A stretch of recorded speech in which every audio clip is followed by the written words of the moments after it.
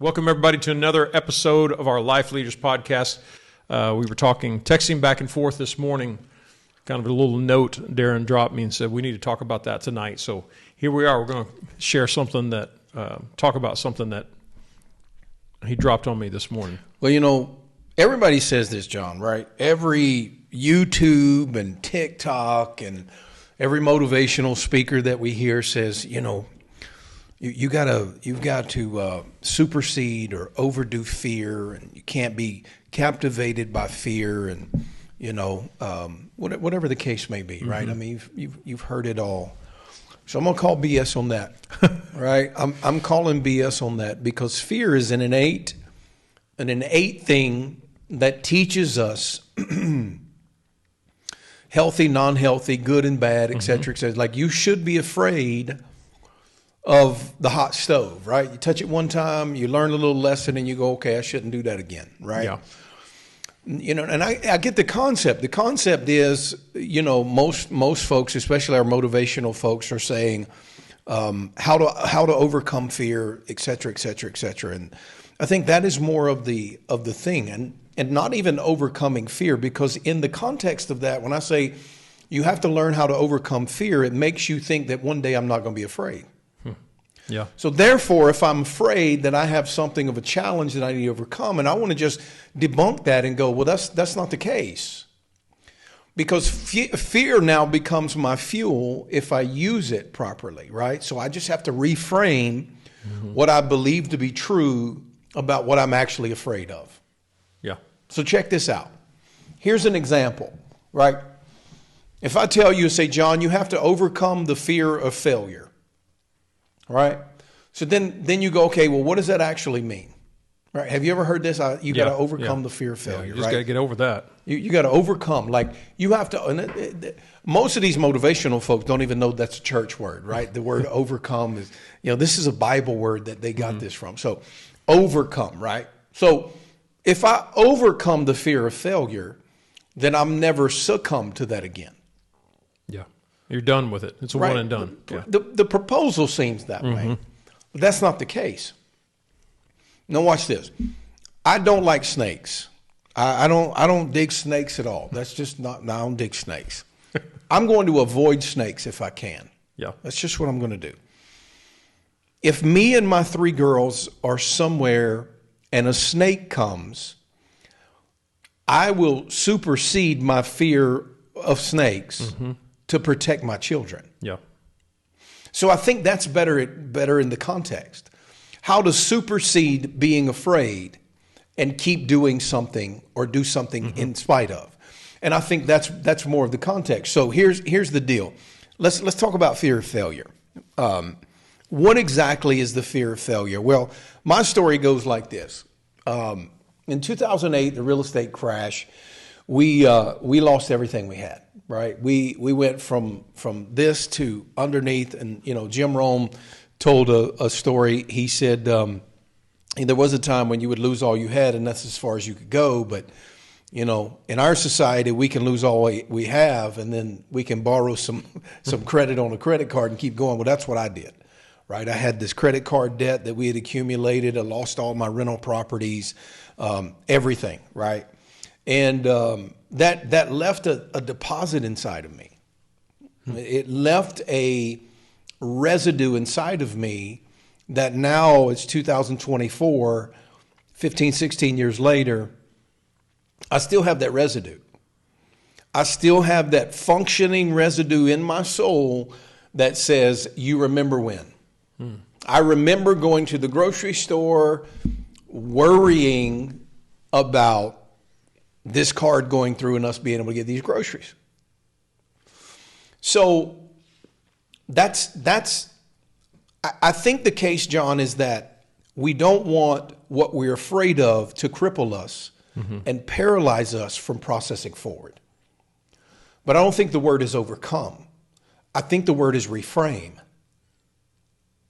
So I've learned now, some 15, 16 years after the crash, after losing everything we had, I've learned now how to reframe my fear of failure, because I still have it and I use it for my benefit now.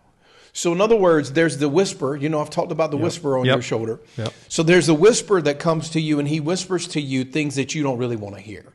Hey, John, nobody really cares about what you have to say.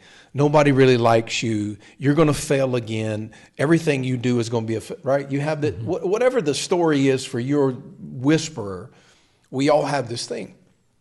And so after the crash, my whisperer picked up this thing. What if this happens again?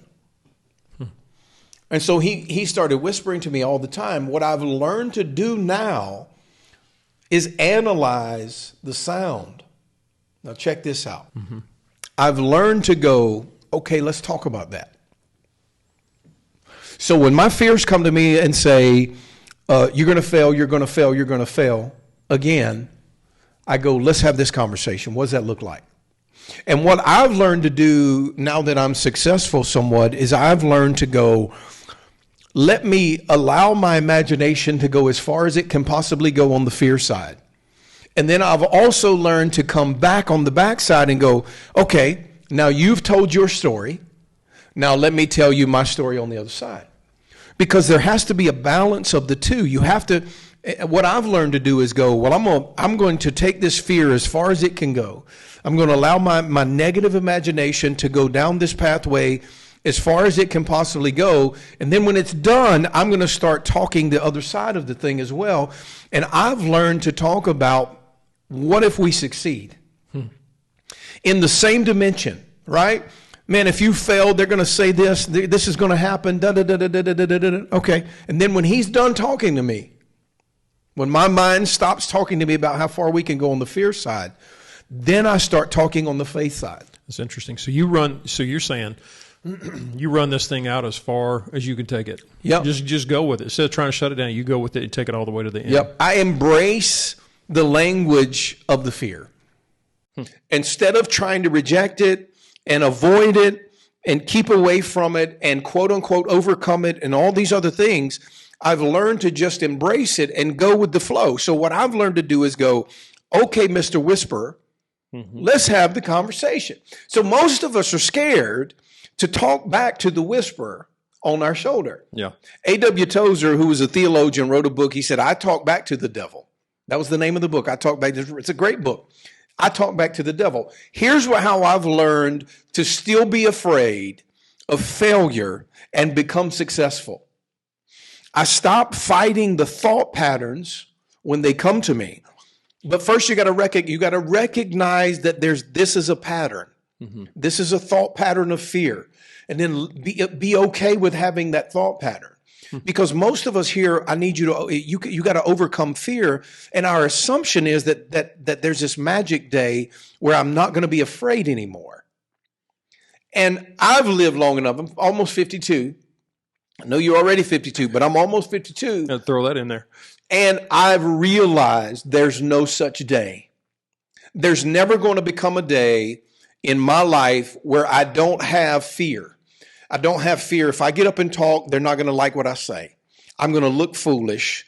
I'm going to sound stupid, and it's not going to land. And I'm going to be embarrassed. I'm going to be sweating. My pants are going to be wet. My hands are going to be wet. All these things. I've learned to stop rejecting those and fighting against those. Interesting. And just go, okay. So when the whisperer comes to me with the what if, because it always starts with, when he comes to me with this what if, I go, okay, tell me about it. And I just let it go. And I just let my imagination just keep going down this pathway of fear and losing everything and tragedy. And one or two things will happen. I'll either get tired of this within about 30 to 60 seconds, or I'll go, wait a minute now. Let me talk to you about this other side. Now let's talk. So I listen to you. Now you listen to me. And then I start talking about this side. What if this happens? And then what if this happens? And then what? So what if I do get up and speak and it comes off really good? Yeah. And what if everybody likes it and I have 10 people that sign up for coaching? And then what if that leads to another 100 people that our lives are transformed? And then what if that leads to an invitation to, and so listen, here's how you do this. if you're going to allow the fear of failure or whatever the whisperer is telling you in your own life, if you're going to allow that guy to talk to you, be okay with the conversation. Just don't be afraid to talk back. If you'll treat it like it's an entity, a personage, if you'll treat it like it's a person or an entity that is not your own mind, if you'll treat it like that and have a real conversation with that fear, because 9 times out of 10, it's an outside influence that's whispering in your ear. If you'll treat it like that and just act like it's a conversation like this, sooner or later, either he'll get tired of talking to you about this or you'll get tired of listening to it. And then you'll go, that's fine. Now, let me tell you about this other side. Let's do some what ifs on this side.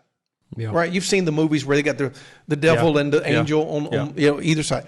It's the same. Mm-hmm. And that's what I've learned to do so that I can take my fear of failure. And here's what I do with my real fears, because I still have this excuse me, intense fear, not intense, but I have this fear that what if I fail? Mm-hmm. What if it all goes down? I have that.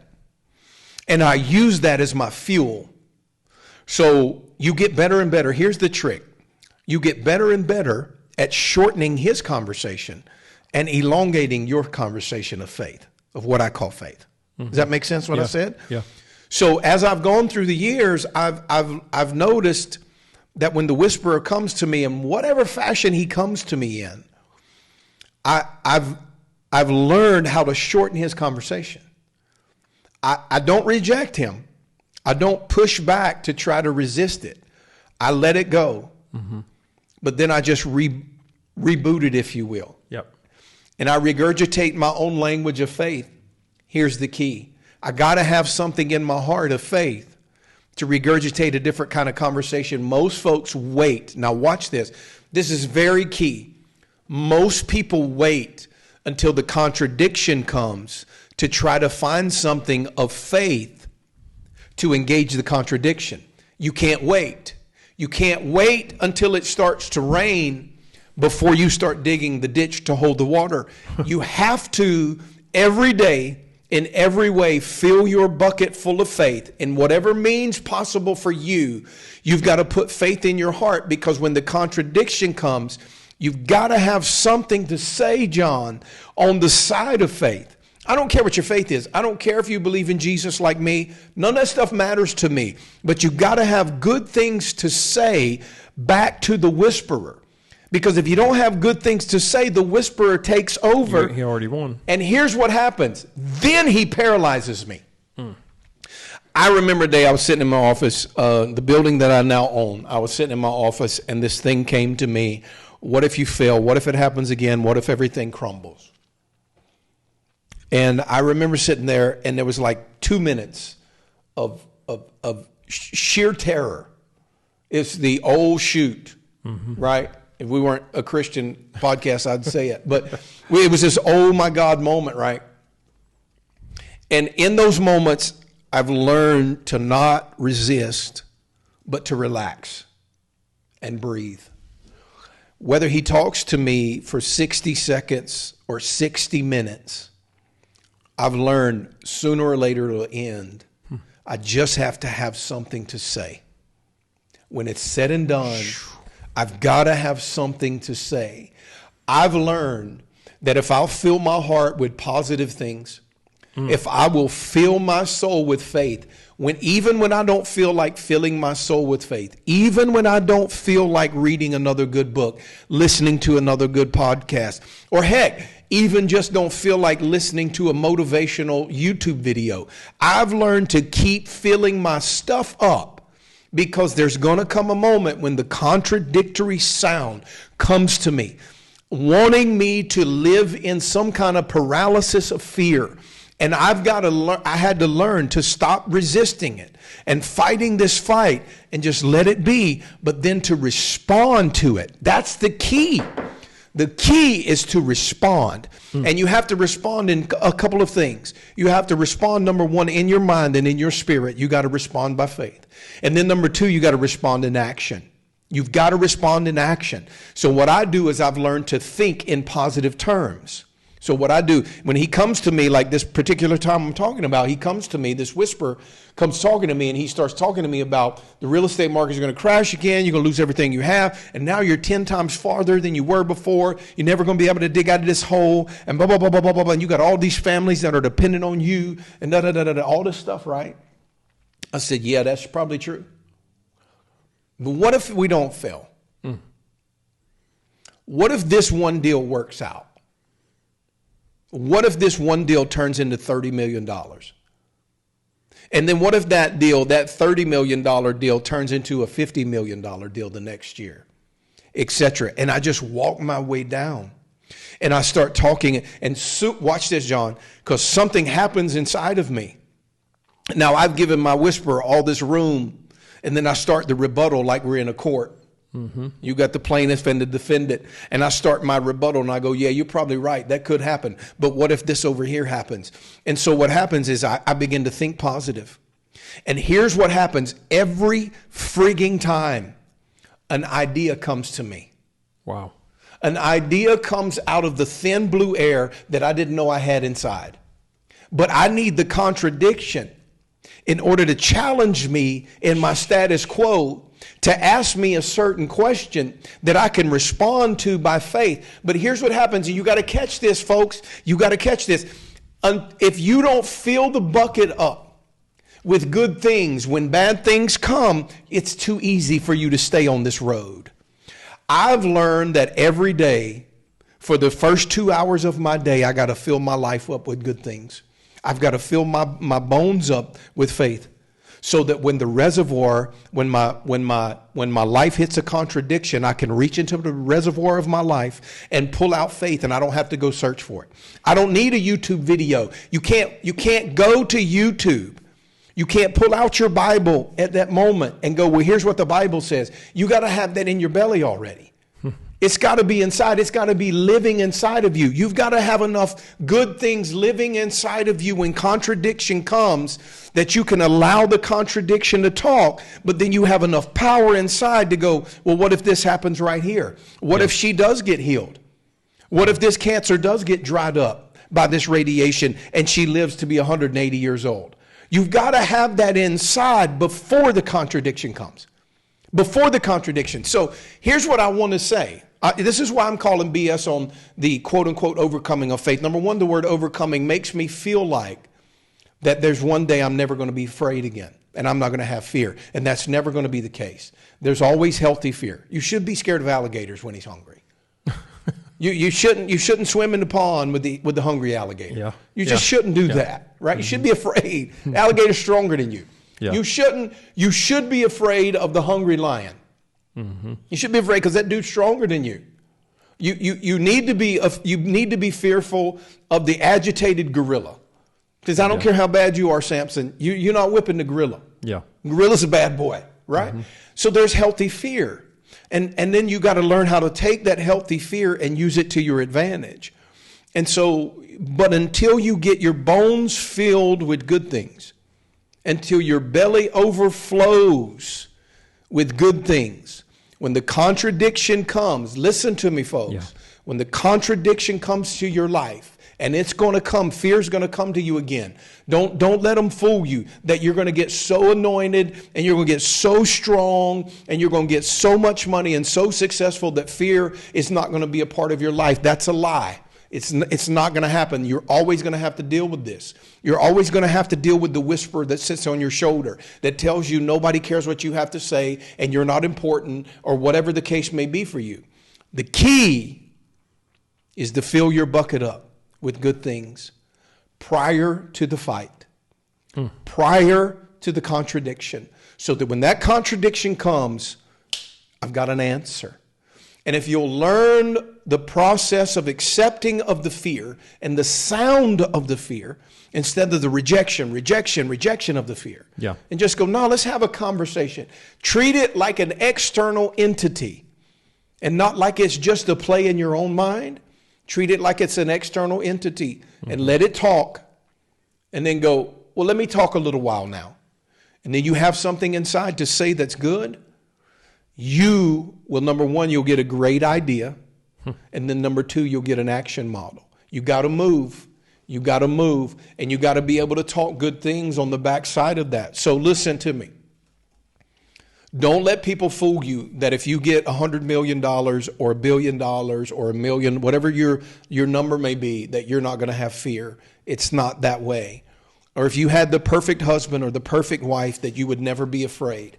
Or if you had the perfect job or the perfect house or the perfect whatever, you would never feel lonely. That's a lie. You just have to fill up your bucket with good things, because that contradiction is going to come back to you. Businessman, that contradiction of you worrying about losing everything, it'll come back. You just got to learn how to fill up your bucket with good things. John, that's what Life Leaders is for. I was about to say this. This is what we're doing all the time. That's what Life Leaders is about. On the podcast, with the groups, with our masterminds, with our meetings. And courage. Put courage in on the inside so people can really do something significant. Faith and courage. You've got to have it inside. And you're going to need to be surround yourself with a group of people that will go, no, it's cool to be afraid. You should be afraid. Mm-hmm. Instead of someone that's telling you, you're going to get past this. And you will get past it, but you have to move past it. Yeah.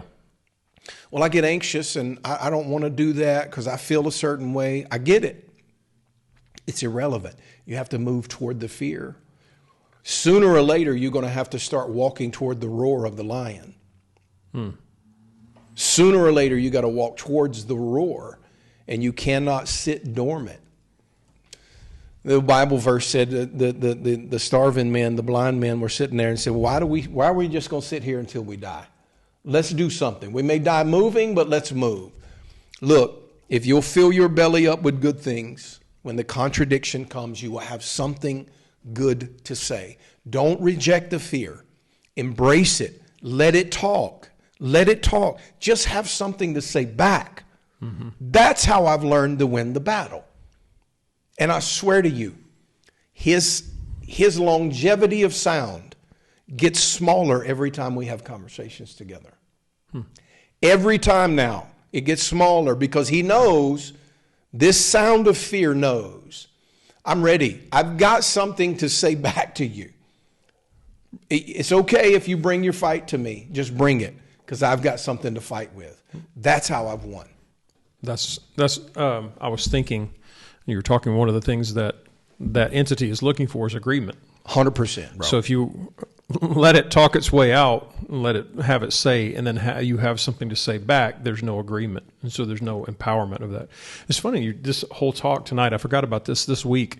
I was going through some of the same stuff myself, just some challenges and listening to some podcasts while I was working out at the gym. I was just processing this thought. I didn't get it out right, but this is close enough is what I posted this. Is that courage and cowardice are both responses to the same situation. Yep. What's inside shows up outside. Yeah. Yeah. So what you put in. I think we need to do a podcast on how you process that first 2 hours of the day and go back and kind of talk about some of those things. So let's do that on the next podcast. Hey, Life Leaders, you're listening to the podcast, more conversations like this. This was straight fire tonight. More like this is coming. You need to click on the link below, join us, become a part of Life Leaders Network and our Life Leaders events that we're doing, our masterminds, all the things around you. Be a part of all the courses that we have available. Everything that we have is available for one subscription price. Click that link, sign up, and we'll see you here again next time on the podcast.